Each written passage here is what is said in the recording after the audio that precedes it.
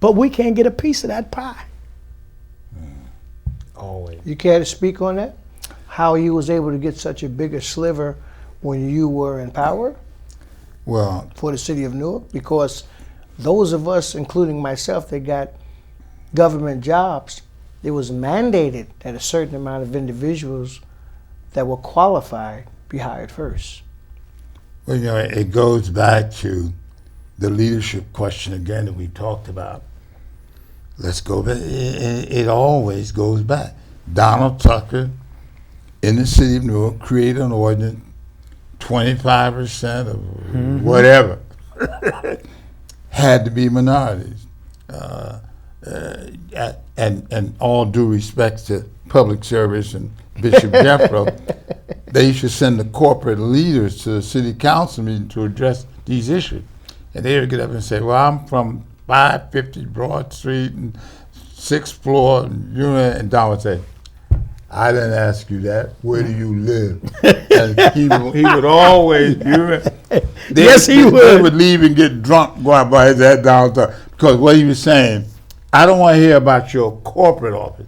I want to know where you live, because then you understand our issues or what it's all about. But, and by the way, his ordinance created problems for the mayor. I would call corporations in, federal dollars, and I said, oh, we have an ordinance that says it's got to be sure. They said, well, we're not going to do it. We're not going to do it. We're going to ignore Newark's ordinance. And Donald would come up to me and say, just tell them this, Sharpe. They can get some or none. I'm thinking what I'm saying. Yes, some or none. Some or none. If you don't want to share the pie in Newark, you don't have no pie in Newark. I mean, he was tough like and that. adamant on that. Yeah. Minority set aside. We had an ordinance, not Sharpe James, the council, the leadership, the Bessie, the Gale, the Don Bradley, they would go out on a work site and count. Yes, they would. How many minorities? And if you didn't have that number, Shut it down. Shut it down. Yeah, shut it down. Well, so it goes back to what we saying. About Almost leadership. everything deals with what? Leadership. And partnership. I'm going to say this. And partnership. I'm going to say this. I have to say this here and now. I'm going to switch, and that's this here. I would like to speak of, again, I'm going back to the importance of knowing your history and where you come from. Your most precious name is your last name. Florida boy, Virginia boy. Can you explain to those that have come above the Western Dixie line how important that was for you all with your family name? Right. Well, again, Virginia. Explain about Virginia, and you didn't have to go to Alabama. Right. No, you could do it here in New Jersey. As a matter of fact, I can trace one of my great aunts back to 1708 because I've got some nieces that are brilliant and they did this. And slavery, and so I understand why the males and whatnot, but I still have 13 acres of inherited land, which is 1 mile from the James River. So I wonder why my last name is James, in a place called Powhatan County. That was the Indian chief that John Smith dealt with. And I went to Pocahontas Elementary. That was not a Disney character, but she was a real person in Virginia. I know these things. I know that because my daddy refused to get up on a sawdust pile and pack it down because colored boys then in the early 1900s, they went to about the 6th grade, but when they were big enough, they got a job. So at 13, my daddy is in a sawmill. And what they would do with the colored boys, they would put them up on a steam shovel. And the sawdust piles would be a story or 2 stories high, and they would pack the sawdust down. But if you fell down through the sawdust, by the time they got you out, you had suffocated. My grandfather told my daddy, don't work the sawdust pile. And the story goes that when he told Daddy to get in the shovel to work the sawdust pile, he said, "No, sir."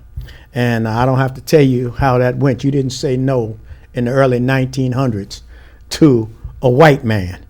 And as a result, he sicked his hound on my father. My father was running toward the woods, so the story goes. But he always carried an old pocket knife.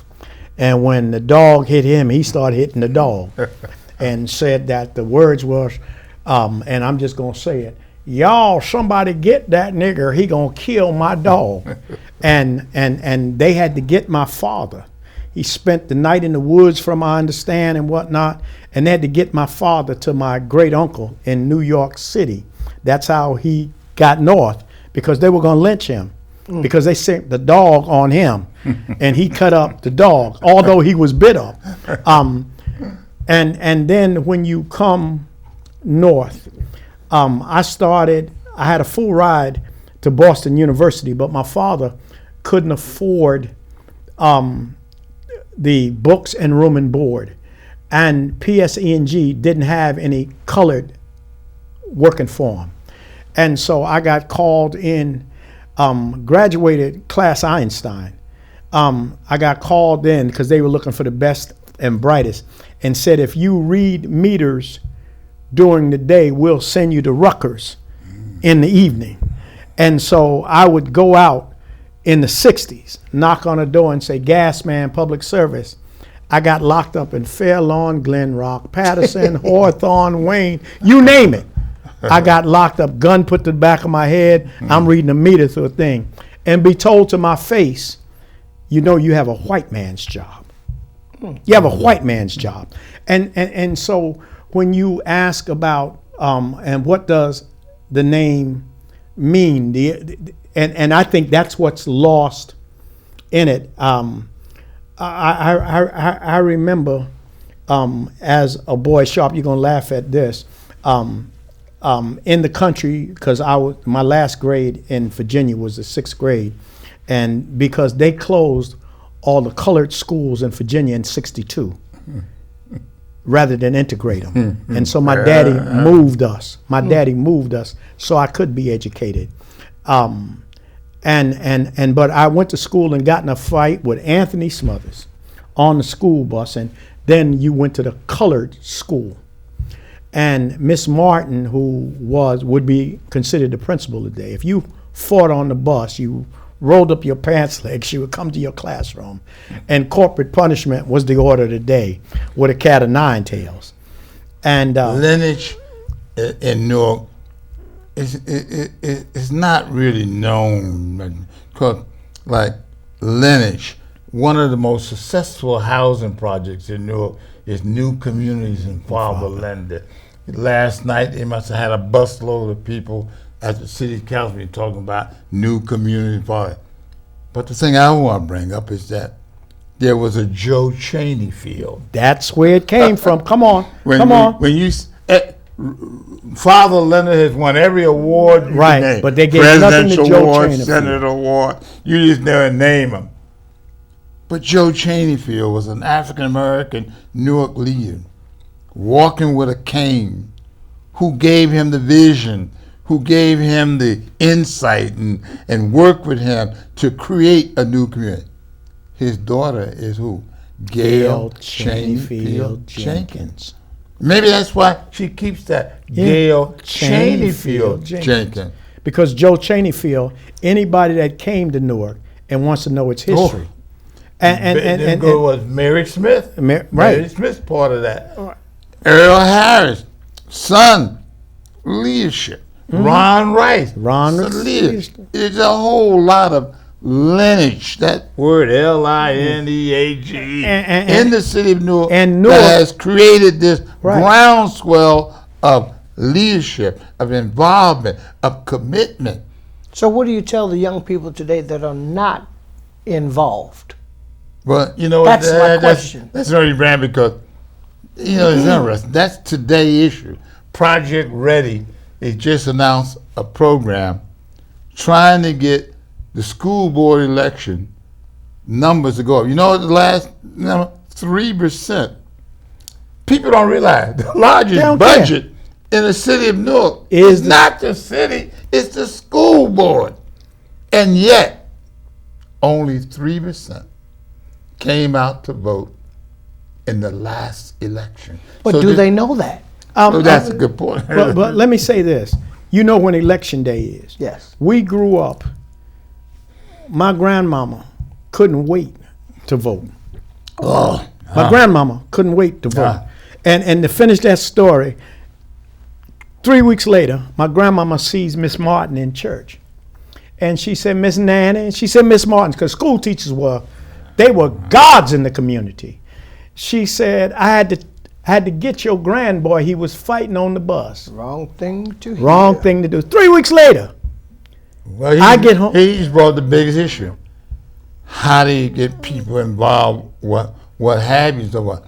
Everyone talks about voter registration. Keep putting them all about. Give me $5 and I'll go knock on Souls on the polls and all that. The issue is voter education to get them to want to come out, to want to vote, to want to participate, And you talked about name and heritage. I get home ready for bed that night. We had a tin tub, and grandma says this. Let me look at your neck and ears. You standing there in your little drawers and t-shirt, and she said, "Well, Mr. Joe Lewis." Mr. Joe Lewis. She said, "Yeah, tell me you like the fight." First of all, Mr. is wrong.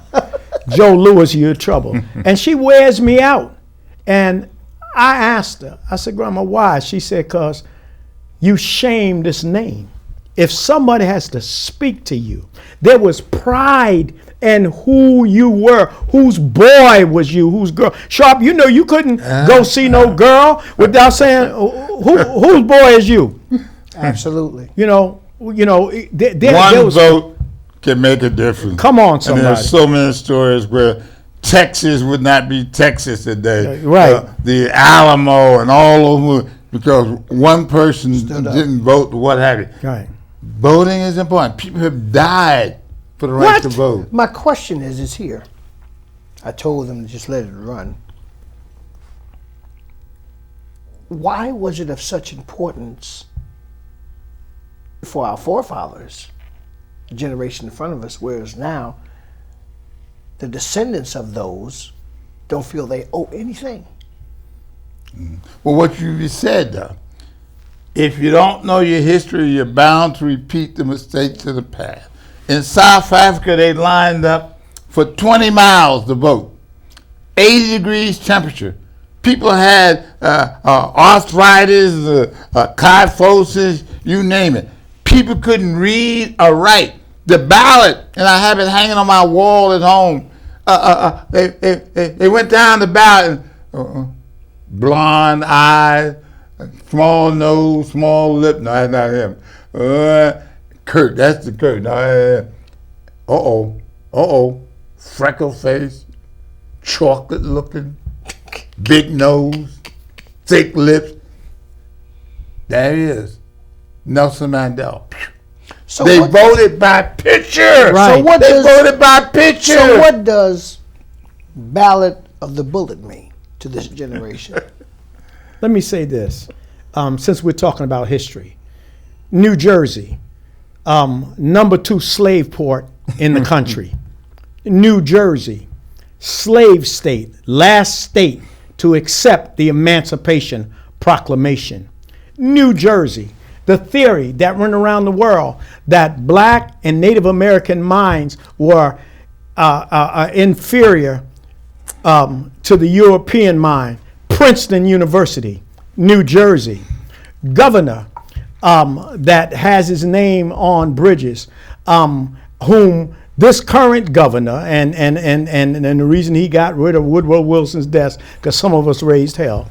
Woodrow Wilson was a card-carrying member of the Ku Klux Klan, and was one of the biggest racists that ever went to Washington, a transplant from Virginia. New Jersey, State Police, where I still serve as chaplain, was born out of the heart of a group of Pennsylvania sharpshooters that believe that the Native Americans across